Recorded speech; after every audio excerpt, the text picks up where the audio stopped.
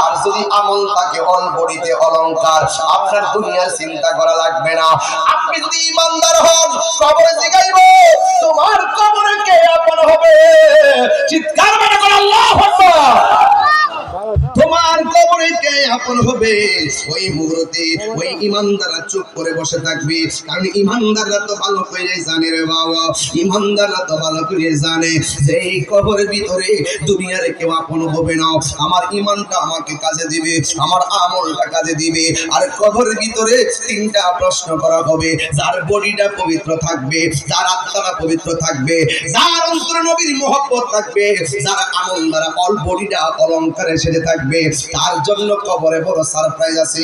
কিন্তু যুবক ভাইয়েরা আমার, আমরা কবরের মধ্যে বডিটা লাগার আগে এই বডিটারে পাক বানাইতে হবে। কথা কোন ঠিক কিনা? ওই যেমন নবী বলেন আলা সাবধান ওয়া ইন্না ফিল জাসাদি মুদগা, দেহের মধ্যে একটা টুকরা আছে, ইজা সলাহাত সলাহ, ইজা সলাহাত, যখন টুকরাটা সুস্থ থাকে, এই সলাহাল জাসাদু কুল্লু, তখন অল বডিটা ভালো থাকে। ওই ভিতরের টুকরাটা যখন ভালো থাকে তখন অল বডিটা ভালো থাকে। ওয়া ইজা ফাসাদাত, যখন ওই টুকরাটা খারাপ হয়ে যায়, নষ্ট হয়ে যায়, ফাসাদাল জাসাদু কুল্লুহু, তখন ওই অল বডিটা না, ওই অল বডিটা নষ্ট হয়ে যায়। আলা আলা ওয়াহিয়াল কলব, আর ওই গোশতের টুকরার নাম হলো কলব। এই জন্য যুবক ভাইয়ের আমার, কলবটারে পবিত্র করা লাগবে। আত্মাটা যার শুদ্ধ, বডিটা তার সুস্থ। আত্মাটারে পছন্দ করছে, অল বডিটা পছন্দ করবে। এই জন্য মানুষ যখন একটা গুনাহ করে, অল বডি এই কলবের মধ্যে একটা কালো দাগ পড়ে যায়, দুইটা গুনাহ করলে দুইটা কালো দাগ পড়ে যায়। দুনিয়ার কোনো মেডিসিন ওই দাগগুলা পরিষ্কার করতে পারে না। ওই দাগগুলা পরিষ্কার করে একমাত্র মাওলার জিকির। এই জন্য নামাজে মাওলার জিকির হয়, রোজায় মাওলার জিকির হয়। আমার নবী বলে উম্মত, তোর মধ্যে 7টা গুণ যদি রাখতে পারস, তাইলে তোর জীবনটা ধন্য হয়ে যাবে। 1 নম্বর হলো নামাজের প্রতি যত্নশীল হতে হবে। আমার নবী, আপনার নবী বলেন, বেনামাজি হইয়া কবরে গেলে 3টা শাস্তি অবধারিত। 1 নম্বর শাস্তি হলো তোমার কবরটারে আল্লাহ ছোট করে দিবেন। এমন ছোট করে দিবি গো, একেবারে ডান পাশের হাড়টি গো, আল্লাহু আকবার কোন না কেন, ডান পাশের হাড়টি গো বাম পাশের হাড়টির ভিতরে ঢুকে যাইবো, বাম পাশের হাড়টিগুলো বাম পাশে ঢুকে যাবে।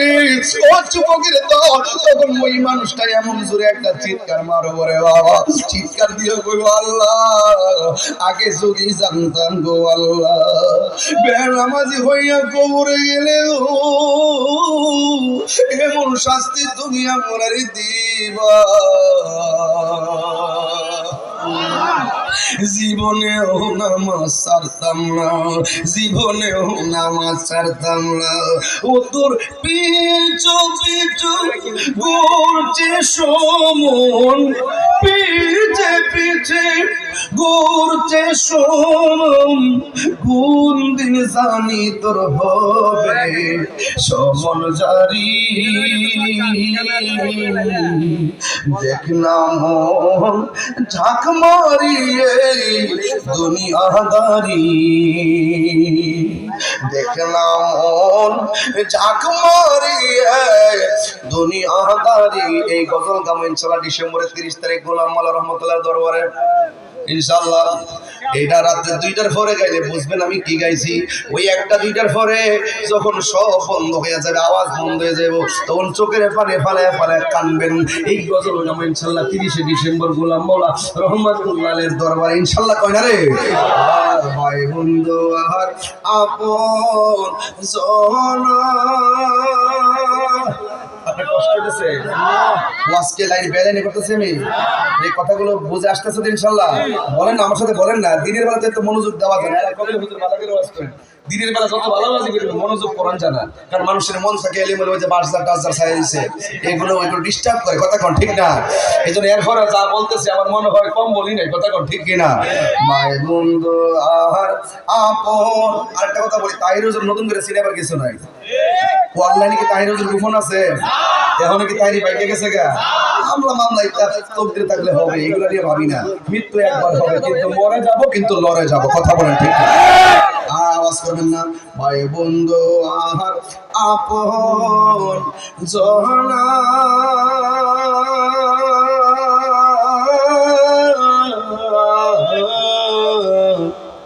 সঙ্গে তোমার কেউ যাবে না।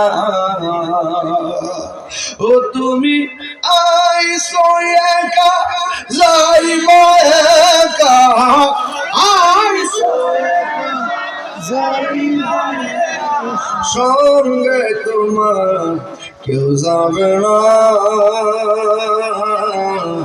দেখলাম ঝাঁক মারিয়া দুনিয়াদারি মিনহা খলাকনাকুম, এই মাটি দিয়ে তোমার বানাইছে, ওয়াফিহা নুঈদুকুম, এখানে ঢুকাই দিব, ঢুকাইবার আগে একটা ঝাড়া মারব, এই ঝাড়া দিয়া ভূমিকম্প শুরু হয়ে যাবে গায়ের ভিতরে।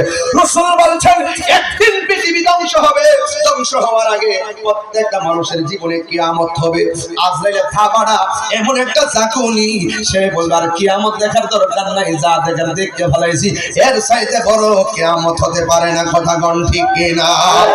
এই গজলের বইটা 50 টাকা দিয়ে এটা সমস্যা না, এই গজলের বইটা 50 টাকা দিয়ে নিয়ে যাবেন, আমার এক মুড়ি দিয়ে বিক্রি করে নিয়ে যাবেন। গজল আছে দেখলাম মন ঝাঁক মারিয়া দুনিয়াদারি, ও তো পিছে পিছে ঘুরছে সমন, পিছে পিছে ঘুরছে সমন, কোন দিন জানলেন দেখনা মন ঝাঁক মারিয়ে দুনিয়াদারি। জোরে জোরে কি আল্লাহু আকবার বলা যাবে না? বড় আশা বাসায় ঘোর, আল্লাহু আকবার করে গভীর মনোযোগ।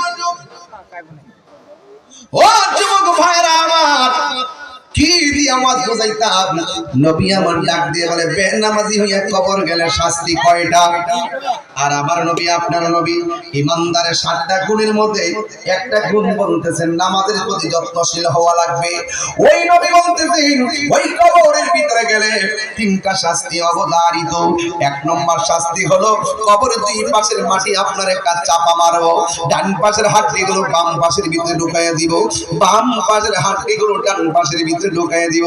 আল্লাহ বলে সুম্মা ইউমিতুকুম, মরণ দেওয়ার পরে সুম্মা ইহয়িকুম, অতঃপর আমি আল্লাহ তোরে জীবন দিব।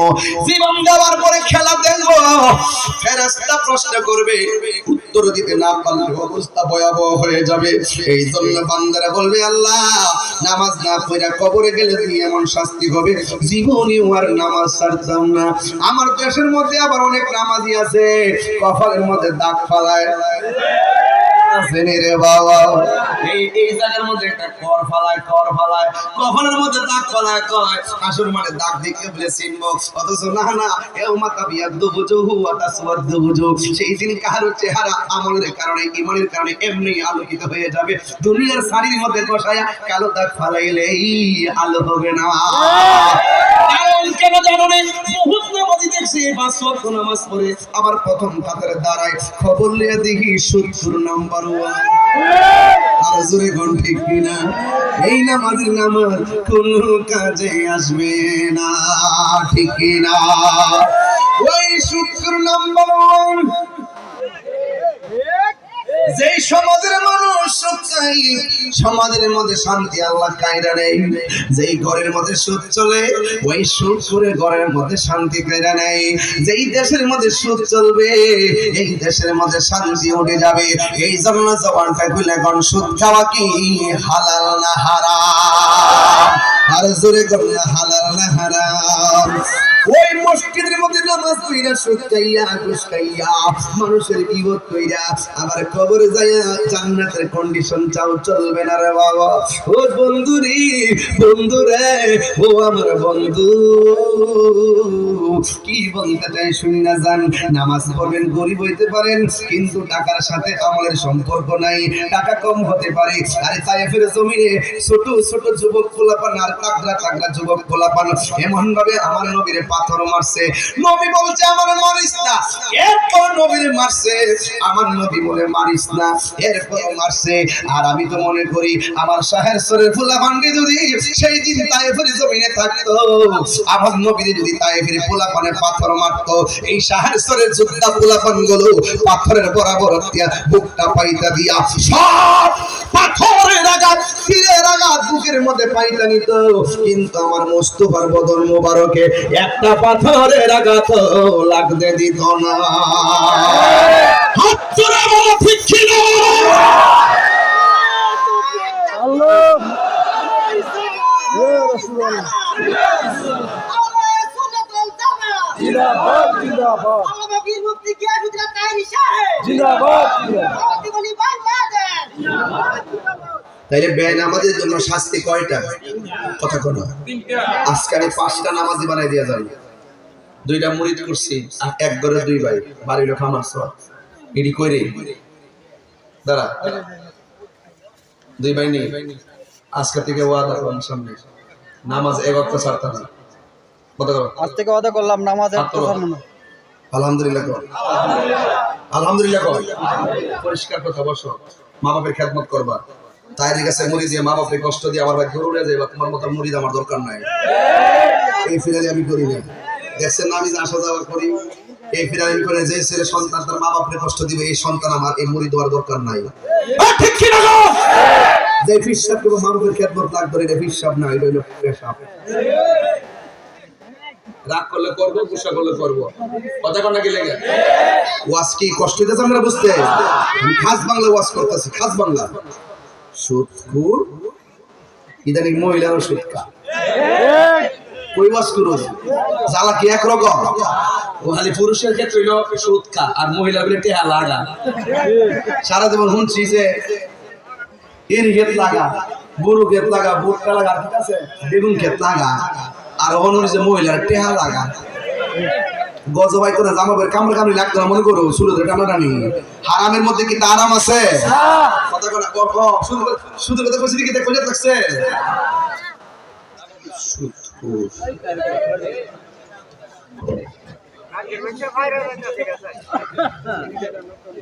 আল্লাহ তার তৌফিক দিছে, তোমার তৌফিক দিছে, তুমি গরিবের দান করো।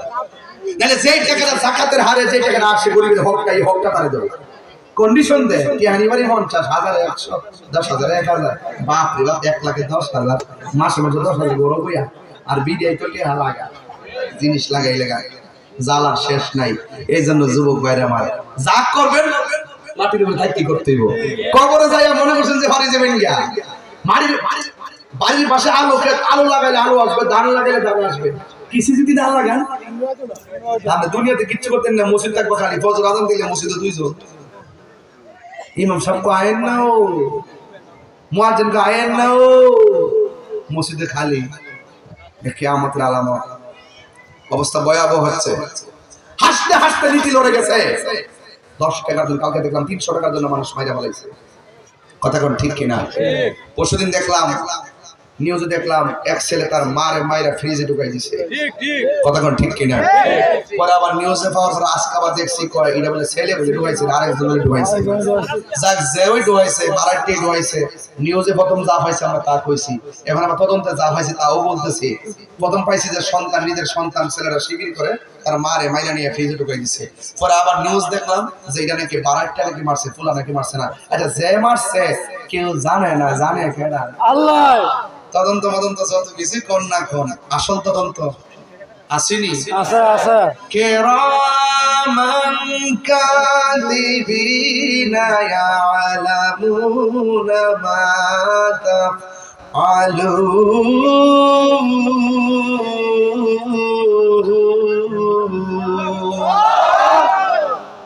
এই বক্সে সাবটিলা দে আর মশলা দে। অসুবিধা নাই, যে সিঙ্গার আজকে ছিলেছি দিনে মাহফিল কখনো ছিলে নাই, দর্শক দিন রাত না আর টান্না দিলে পছন্দ করেন। জ্বালা আছে কিন্তু, জ্বালা আছে কিন্তু। এজন্য যে একটা কোণের ছিলেছি শুধু টাইমটা ছিলেছি, কথা কোন ঠিক কিনা? নাহলে কথা মাত্র কইয়া দোয়া করেছিলাম বলে যতটুকু কথা কইছি খারাপ লাগে সামনে গেছে। তবে বেনামা অনেক ইন্টারভিউ নিমু, 2টা নামাজি পাইছি নি, তো তাহিরির মুরিদ নামাজ পড়তে আর অন্য ফিরের মুরিদ নামাজ পড়া লাগতো না। তাহলে আরো 3 জন দাঁড়াই স্বইচ্ছা দাঁড়ান যে হুজুর আমি নামাজ পড়ব, তাহলে আমার ওয়াজটা সার্থক। আর 2 জন 3 জন লাগবো। আপনি নাম কি বাবা? পিয়াল। তোমার আপনার নাম? মোহাম্মদ বকুল মিয়া। আরেকজন দাঁড়ান, নাম কি? সিয়াম। বসো। সিয়াম পিয়াল বকুল মিয়া। আমার সাথে তোমার নাম কি?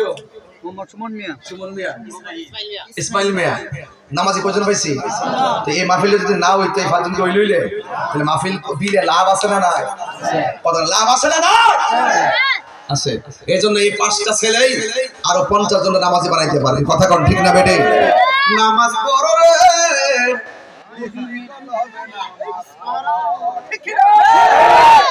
আমার যুবক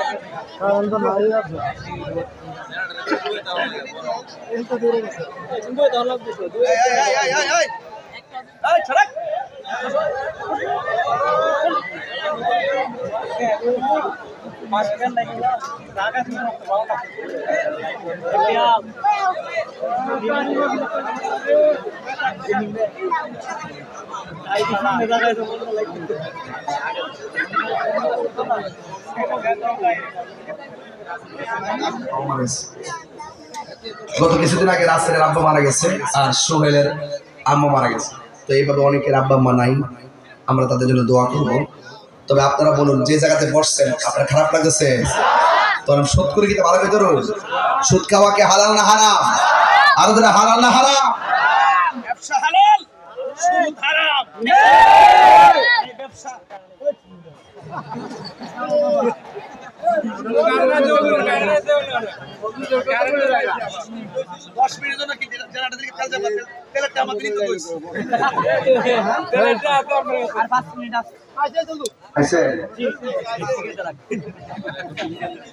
বাজান এখন